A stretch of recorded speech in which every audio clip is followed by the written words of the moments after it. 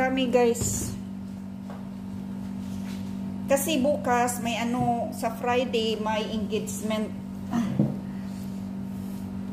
Sa Friday may engagement kasi pamangkin ng amo ko.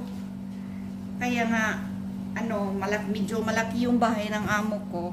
Ang engagement kasi sa kanila dito, yung sa atin pa yan. Yung kung sa atin pa yan is pamanhikan, siguro yan ang tawag sa atin. Pamanhikan.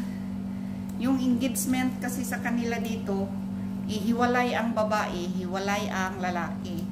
Pagkatapos yung kainan, saka na magkita yung babae at saka lalaki. Pero lagi yan silang nagkikita. Ay, ganun sa kanila, hiwalay. So, ang babae doon sa bahay ng babae, pamangkin ng amo ko. Ang lalaki, para hindi masyadong malayo, dito sa tabi ng bahay sa amo ko. Ayan, ito.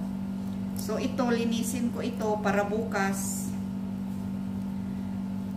Kasi Friday ito kakailanganin para bukas. Ano na lang, medyo kunti na lang ang trabaho ko bukas.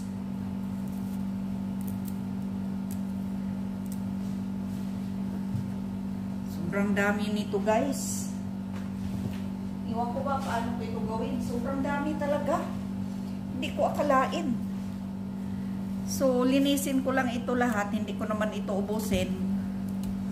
Pag may matira, ilagay ko sa refrigerator. Ayan, sobrang dami.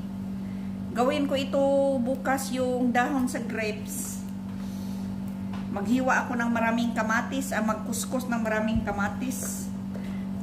Ganyan ang gawin ko, yung warakina. Mayroon ako guys, baka gusto nyong panoorin, hanapin nyo lang sa Rosa's channel o OFW na channel ko, yung stuffed grape leaves.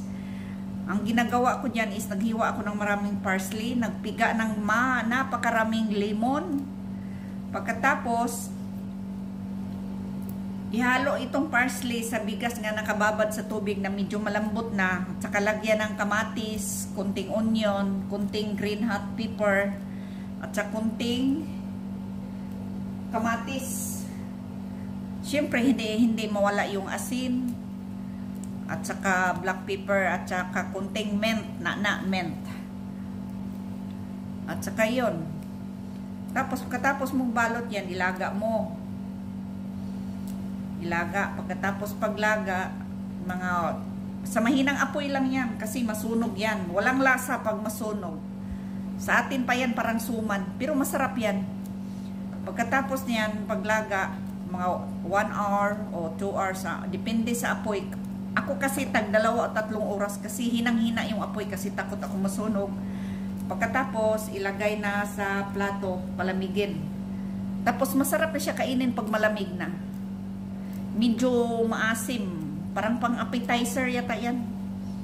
Pangpagana sa pagkain. Sobrang dami nito guys. Kaya ito linisin. Ang dami. Diyos ko. Kaya pabilisan ito. Sinong gustong tumulong dyan? Tulungan nyo ako. Punta kayo dito. Wala kasi mga kabayan dito. May mga kabayan dito, busy din sila. Marami din silang trabaho.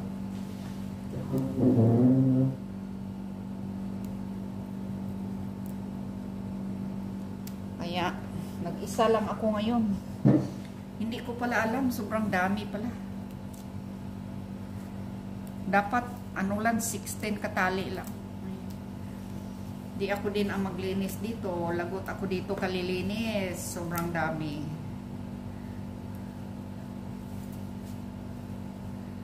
Kaya yung sabi ko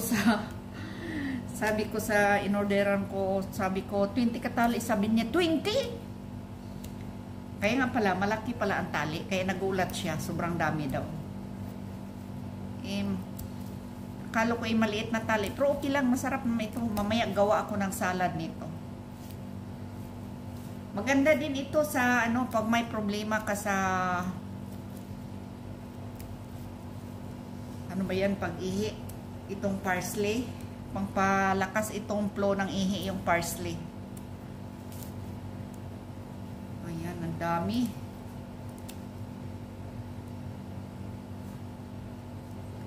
Hugasan ko pa ito pagkatapos.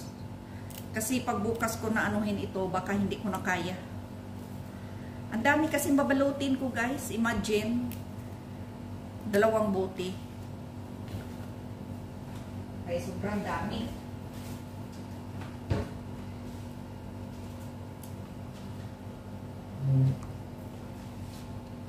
Ayan, hanggang dito na lang tayo. Ipakita ko lang sa inyo mamaya pagkatapos. Yan pa ang natapos ni Karosas. Kawawa sa Karosas. Ayan. Sinong gustong mag-volunteer dyan, mga kabayan ko, punta kayo dito, tulungan nyo ako.